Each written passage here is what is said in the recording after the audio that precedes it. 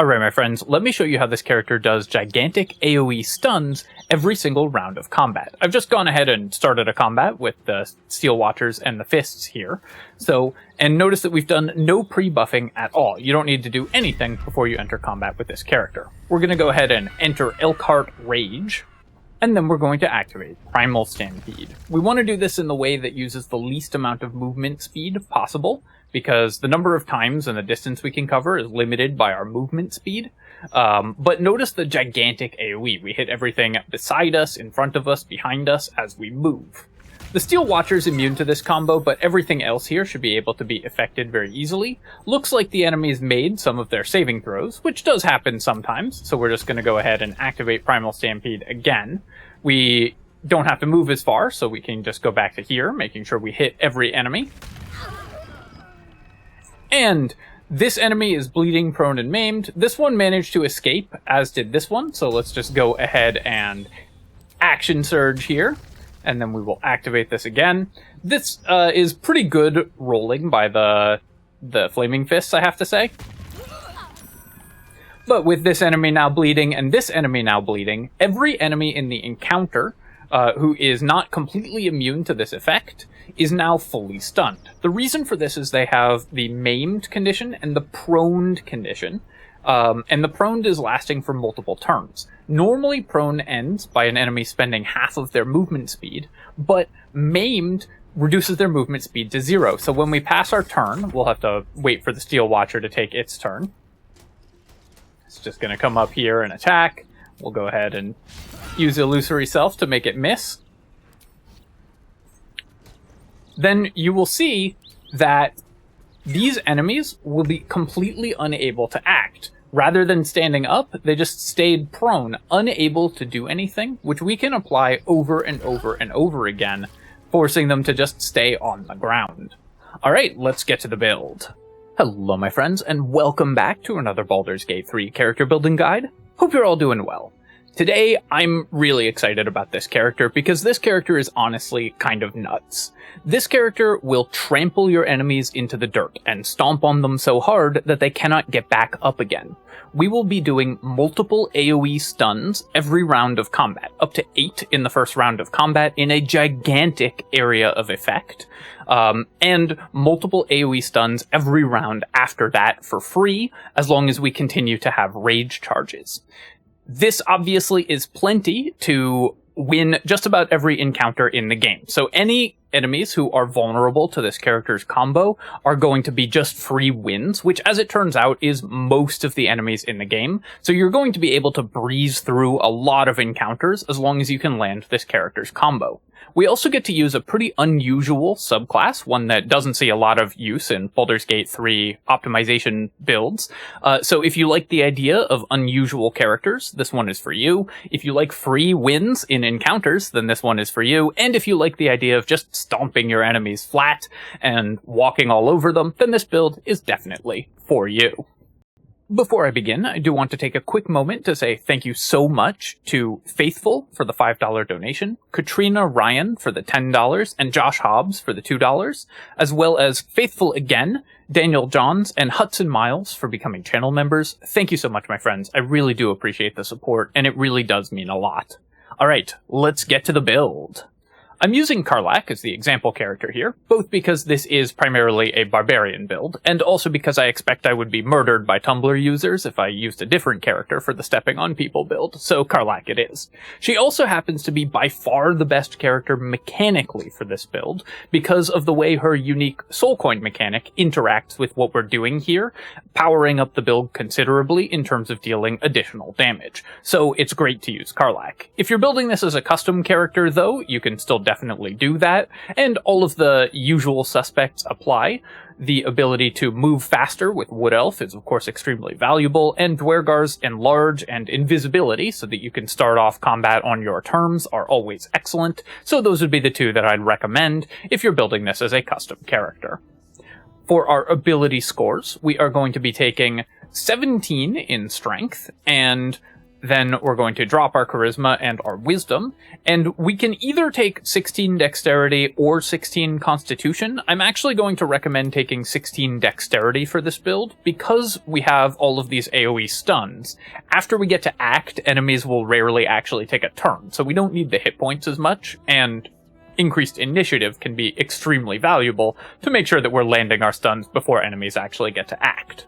For our skill selection, of course, you're going to want to take athletics because this is a strength build, so you want to have your strength as high as possible, or you want to have athletics to use your very high strength as well as possible to reposition enemies if that's something that you want to do, and perception because every character that can take perception proficiency probably should. It makes it much easier for you to locate traps, which just makes your honor mode runs much smoother.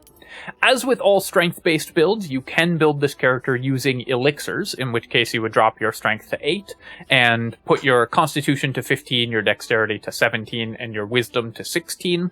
That gives you a little bit more damage in the late game, so it is definitely a good option for that respect, and also, of course, better armored class and initiative. So with strength elixirs, if you take an elixir of Hill Giant strength every day, just like with every other strength-based character, this character can benefit tremendously from that power, but it's not necessary for the build at all. Of course, we are starting with Barbarian, which gives us access to Rage, which will be very important, but no other decisions to make at level 1, so let's move right on to level 2.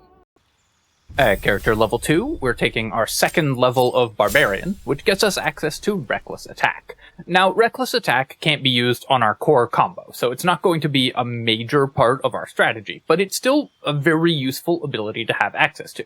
Firstly, we will often just be attacking with this character, because when enemies are stunned, we do need to do damage to them, so we're just going to be hitting them sometimes, so you can recklessly attack in those cases. Secondly, how Reckless Attack works is it applies the advantage to every attack made that round. So if you activate it, you gain advantage on every subsequent attack made for the rest of that round, including on your opponent's turns. Since our combo does use attack rolls, we can land it more easily by making a reckless attack and then subsequently activating our Primal Stampede, making all of those attacks with advantage. So Reckless Attack still is very useful for this character, just making sure that we hit our attacks. That's not something that we're going to have trouble with, because we get to completely break the game wide open in terms of accuracy, but Reckless Attack could make that even better if there's an especially difficult to hit enemy, and of course is just very useful for actually DPSing down our stunned foes. So we're still happy to have it, but the real prize comes at level 3, when we get to take our subclass. The subclass that we are going to take is Wildheart Barbarian, and we're going to take for our bestial heart, Elk Heart. Elk Heart Barbarian is one that's relatively unusual to see, but is quite powerful, and we're going to use it to its maximum possible extent here. So firstly, when you take Elk Heart Barbarian, you gain additional movement speed when you're raging. This stacks with Barbarian's existing fast movement to give you 55 feet of movement speed while you're raging, which is very good, obviously. More mobility is excellent. If you have if you're a wood elf, that's 60 feet of movement speed. If you have haste, you can go even faster, and so on. So Elk Heart Rage makes you incredibly mobile, able to reach your enemies much more easily. And since we do need our movement speed for our combo, having more of it is going to be very important. Secondly, you get Primal Stampede. Primal Stampede is a 30-foot range area of effect charge where you make an unarmed strike against every enemy that you pass, and if you hit them, they have to make a strength saving throw or fall prone. Now, there's a couple cool things about this ability. It's an unarmed strike, so it benefits from most of the things that unarmed strikes benefit from, including Tavern Brawler for accuracy. So we're going to be able to land our attacks extremely easily because we get to benefit from the broken mechanic Tavern Brawler, which violates bounded accuracy, giving us twice as much hit chance as we should have, so we're just never going to miss our attacks. Secondly, this just uses an attack action. I know it says action here, but it actually just uses an attack. So if we have multiple attacks per action, we can make multiple primal stampedes. So this combos extremely well with sources of additional attacks, sources of additional actions like haste, action surge, and so on, to allow us to make multiple primal stampedes in a round. Finally, the prone from Primal Stampede has a 2-turn duration. And normally this doesn't matter because the duration of a prone doesn't matter because enemies can spend half of their movement speed to stand up from prone. So they will always remove the prone immediately on their turn, no matter what the duration is. However, if you can reduce enemy movement speed to 0, they won't have any movement speed with which to stand back up. So a 2-turn duration prone means that they will still have a turn of prone duration on them, and they will remain stunned for the entire round. In Baldur's Gate 3, prone enemies can't act in any way. They can't make reactions, they can't make actions, they can't move, can't do anything. So any enemy whose movement speed we can reduce to 0, we can lock in place on the ground and just continue to run back and forth over them, keeping them locked in place. This character will get a way to do that itself in a couple levels, but right away you can combine that with a druid for entangle or web, or a warlock for fear effects, like a Great Old One warlock landing fear effect. Both of those effects reduce enemy movement speed to 0, so a webbed enemy will be completely unable to act. So a druid in spider form makes a great ally for this character. A feared enemy will be completely unable to act when they're in this 2-turn prone. So all of those effects are really excellent. Using this ability, combined with some other things that we're going to take later down the line, we get to lock enemies in place on the ground forever, where Karlach can just stomp all over them, just like in your fan fictions. That all in place, let's move on to level 4. At character level 4, we take another barbarian level, and we get our first feat, which is of course going to be Tavern Brawler. Now, if you took if you're using strength elixirs, then you will put this point into Constitution, because you'd have taken 15 starting Constitution. But for this version of the build, we're going to put the point into Strength, getting us up to 18 Strength, so we're not even behind in our Strength progression compared to other characters. This is very important because the save DC for Elk Heart Barbarian is based on your Strength, so you want your Strength to be as high as possible. It is weirdly uses a completely different save DC mechanic than any other save in the game. It's 10 plus your strength modifier.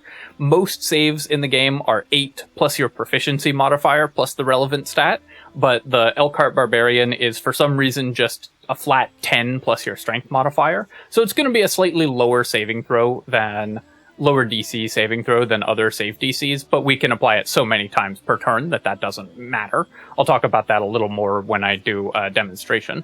But the thing about Tavern Brawler is that the hit bonus from Tavern Brawler applies to the Elk Heart Barbarian hit. That means we're going to be hitting with every one of our many charge attacks per round, which means that enemies will have to make that saving throw over and over again until they fail it, so we can guarantee knocking enemies prone and locking them in place. Weirdly, the damage doesn't apply to the Elk Heart Barbarian charge from Tavern Brawler, only the hit chance, not the bonus damage from Tavern Brawler. I assume that that's a bug or a coding error, or they coded it the same way they did for Druid, but the hit bonus applies, so it is still incredible to take this. And with Tavern Brawler, we also get access to thrown weapons or unarmed strikes, so we can just use another of the most powerful damage mechanics in the game, because we can have Tavern Brawler throwing weapons as a backup plan against enemies who are immune to our combo, or against when we need to fight at range, or just when we want to do a ton of damage. So not only does Tavern Brawler massively improve our core strategy, it also just gives us incredibly powerful backup strategies. Throwing weapon Tavern Brawler characters are some of the most powerful characters in the entire game. 2 of them are in my top 5 classes, period, for Honor Mode. So the fact that is this character's backup strategy should give you some idea of just how powerful the character we're building here is. Alright, let's go to level 5. At Barbarian level 5, we get fast movement, which of course is very valuable. That gets us up to our 55 feet of movement speed when in rage. The Elk Heart charge does consume your movement speed, so we do need as much movement speed as possible in order to actually run over enemies using the Elk Heart charge. So the fast movement is very valuable. And of course, extra attack is yet another charge, or just yet another attack every turn of combat, or every action that we have. So it's going to be extremely powerful for locking down enemies, knocking them over constantly, or just hitting them. Extra attack, we all know it's an amazing feature, but it's even better for this character, which has even better uses for its attacks than every other character. At character level 6, we get the other piece that makes this build really hum. Already we've been able to just trample all over our enemies, knocking them prone constantly, which of course is very powerful in and of itself, and especially powerful combined with allies who could reduce enemy movement speed to 0. But now we can do all of that in a single action.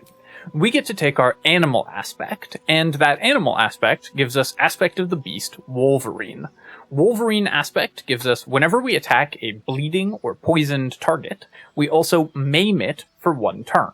Maim reduces enemy movement speed to 0, and gives them disadvantage on dexterity saves, which isn't that important, but is a nice little bonus. But of course, when we're reducing enemy movement speed to 0, and proning them for multiple turns, then they will be trapped on the ground, because they have no movement speed to get back up with, and completely unable to act.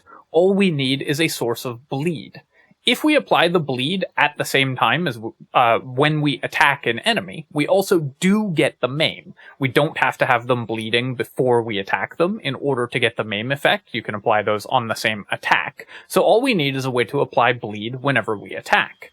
Enter the Flawed Helldusk Gloves. I'm just going to hop out of the character creator here because this item is so great for this build that I think it's core to the build.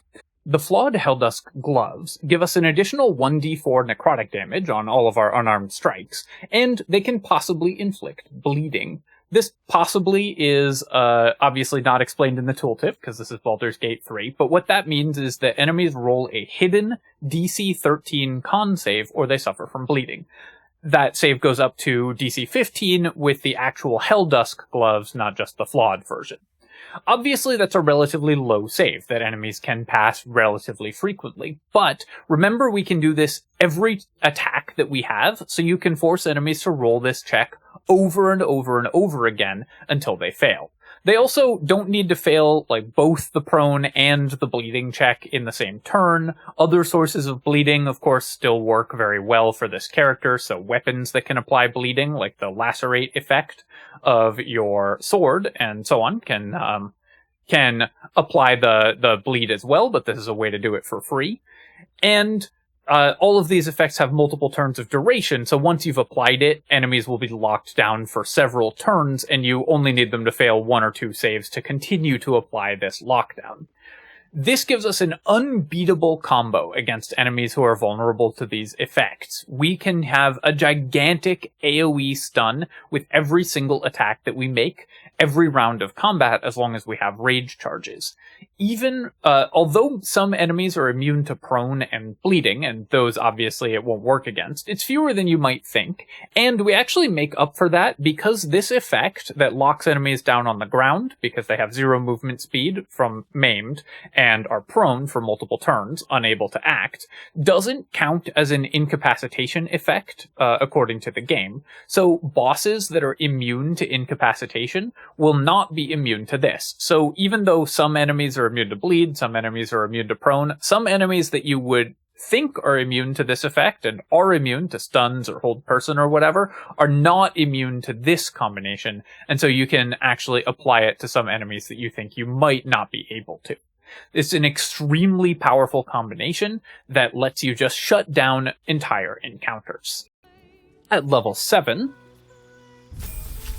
we're just going to take another level of Barbarian because we want to get our strength to 20 as soon as we can possibly get it, and Feral Instinct is just such an incredibly powerful ability. This gives us a natural +6 to our initiative, plus any initiative gear that we might happen to have, and so that will guarantee us going before most enemies in the game. If you wear a decent amount of initiative gear, this also lets you skip on alert, so we can multi-class or take another feat more easily because of Feral Instinct and our 16 dexterity. Going first, obviously, is critically important to this character, because after we go, enemies just don't get another turn. They're going to be proned on the ground, clutching their knees and sort of rocking back and forth helplessly. So just making sure that we can go first and lock them down so they can't fight back against us is awesome for this character.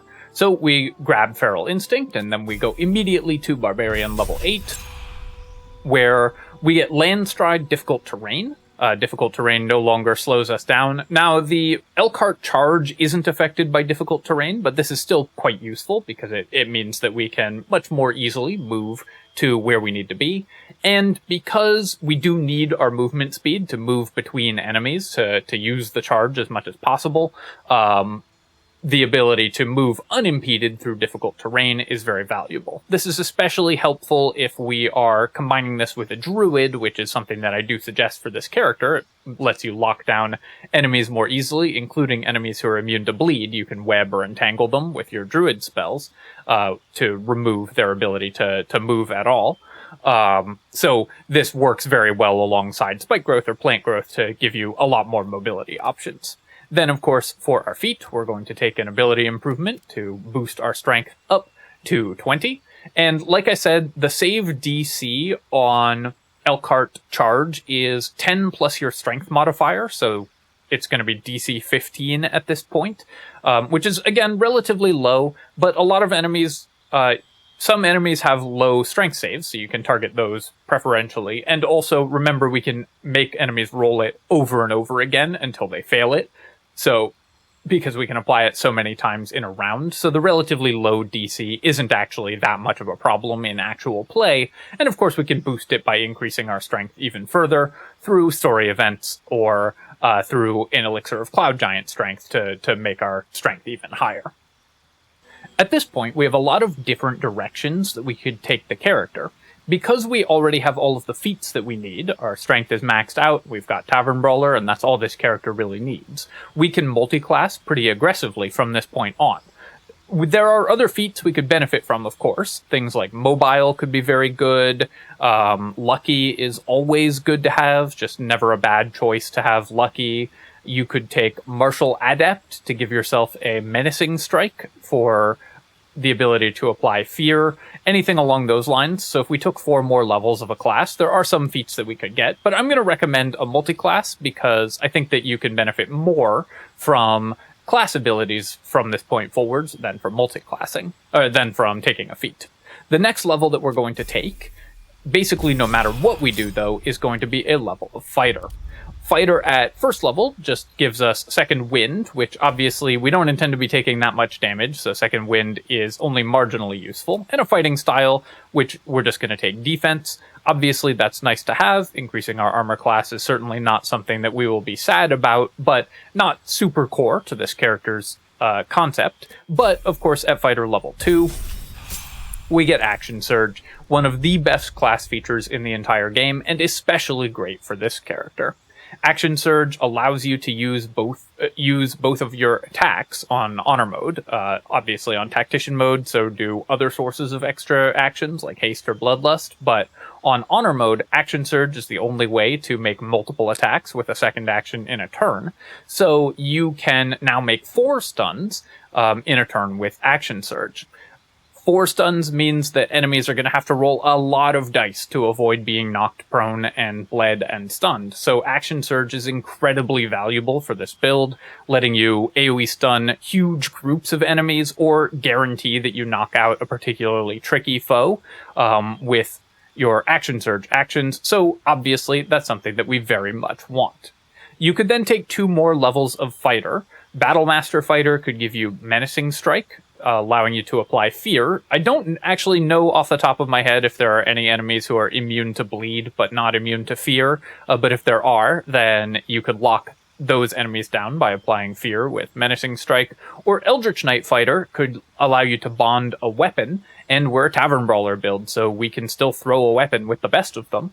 But I'm actually going to recommend that the next level that we take at this point is going to be Monk. Again, we're a Tavern Brawler build, so getting access to Flurry of Blows increases our damage significantly.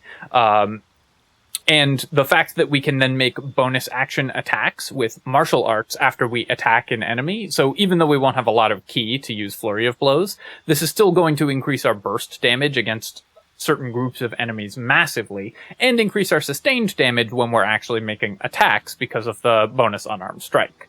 We only have a use for our bonus action in the first turn of combat at this point, just to enter Rage. So Monk gives us something to do with our bonus actions later on in combats when all we're doing is cleaning up the enemies who are lying on the ground, bleeding and prone. So Monk just increases our DPS and will speed up encounters, making sure that you can end them before something goes wrong. Then we'll take a second level of Monk. You get unarmored movement, which you probably won't use because you are likely to want to be in medium armor, but you certainly can. You can just use any set of clothing and gain 10 feet of additional movement, and that's great. But we also get Step of the Wind Dash and Step of the Wind Disengage. Step of the Wind Dash just gives us even more movement speed later on in these combats, so can help move us around. We also get an additional key point, so now when we have to do a lot of damage very quickly, we can do multiple flurries, which is in a short rest, which is very valuable when we're just trying to finish off an enemy who has high hit points or is immune to the combo. So I think 2 levels of Fighter and 2 levels of Monk is how I would recommend building this character, but honestly, for your last 4 levels, you can do just about anything and it'll work fine. I do recommend the 2 levels of Fighter very heavily, though, so that you can maximize the number of stuns that you can output in a round. Alright, my friends, that is the trampling build. I hope that you've enjoyed this look at it, but of course we can improve it even further with items, in addition to the one that's already kind of required for the build. So let's talk about those now. For items for this character, there is of course one item that is a requirement for the character. Luckily it's very easy to get. You get it from Damon in Act 2, the Flawed Helldust Gloves. You'll, of course, later replace these with the Helldust Gloves when you get those, but the idea here is that these inflict bleeding on your unarmed attacks, and your Elk Heart charge is an unarmed attack, so it inflicts the bleeding. That's the core of the combo that locks enemies down with the bleeding, maimed, and prone combination that stops them from ever acting. You also are going to want a decent set of medium armor, just whatever gives you the highest armor class, or anything that gives you an initiative bonus can be useful. You could also use a set of clothing if you're going the monk route for 10 feet of additional movement speed. I'd recommend the Bone Spike garb for that. But honestly, what armor you use for this build doesn't matter in particular. What you do want is things that increase the damage that your Elk Heart charge does. It doesn't do a ton of damage, but obviously we're going to be doing it a lot of times per turn, so any damage increases do add up for this character. Things that apply, surprisingly few effects apply on the Primal Stampede charge. Tavern Brawler damage doesn't work, Rage damage doesn't work for whatever reason, even though it's a Rage feature. But the Horns of the Berserker do work. They deal an additional 2 necrotic damage if you're not at full health, which you don't really need to be on this character because you have plenty of HP and enemies will rarely get to act. And the Boots of Uninhibited Kushigo work to add your Wisdom modifier to your damage. That's especially helpful if you're also going to be making monk unarmed attacks. So you can benefit from these. That's very good if you are using the elixirs, Elixir of Hill and Cloud Giant Strength, to boost your strength even higher, because then you could put points into Wisdom to make the Boots of Uninhibited Kushigo do more damage. The Elixir of Cloud Giant Strength is especially good for this character, because like I said, the save DC on the Elk Heart charge is based on your Strength modifier, so one of the only ways to increase it is the Elixir of Cloud Giant Strength. Story-based increases, like from Char's Mirror or the potion that you get to increase your strength up to 22, like Karlach has in this save, are very, very important for this character, so you should go out of your way to try to pick up story-based increases to your strength to get that as high as possible and make your save DCs as high as they can be. The Callous Glow Ring also does work. It deals an additional 2 radiant damage on your charge, and when you're dealing radiant damage in an AoE, what better item to pair that with than the luminous armor, so you could add radiating orbs to this whole combination to lock down enemies even further by dealing AoE radiant armor, adding in radiating orbs from the luminous armor, and completely shutting enemies down in their tracks. We want to be able to stun as many times as possible, so definitely have haste from a potion of speed or haste from an ally.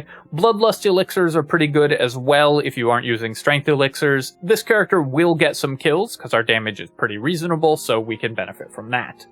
A throwing weapon can give you a lot of options, like Nirolna, of course, because this character has Tavern Brawler, so you can just throw a weapon and for tons of damage. Though I also am quite fond of the Soulbreaker Greatsword, just because it gives you a +2 bonus to initiative, which means that this plus the Barbarian Feral Instinct plus your Dexterity gives you +8, which should allow you to go before most enemies. Other than that, this character is very item independent, and really all of these are luxuries. You don't need any of them to function, other than just the flawed Helldust gloves, so this character operates very independently from items, and should work in just about any party, no matter what your item requirements are. Alright, my friends, I hope that you have enjoyed this look at the Trampling Barbarian. This is such a fun build that is extremely powerful against enemies who can bleed, will just absolutely shut down any encounter, so definitely give it a spin, and I hope that you enjoy it. If you have enjoyed the video, of course, feel free to leave a comment and hit the like button, helps me out with the algorithm, so I do appreciate you taking the time to do that, and you can subscribe to my channel for more Baldur's Gate 3 builds and other strategy game content. Cheers, folks! I'll catch you next time.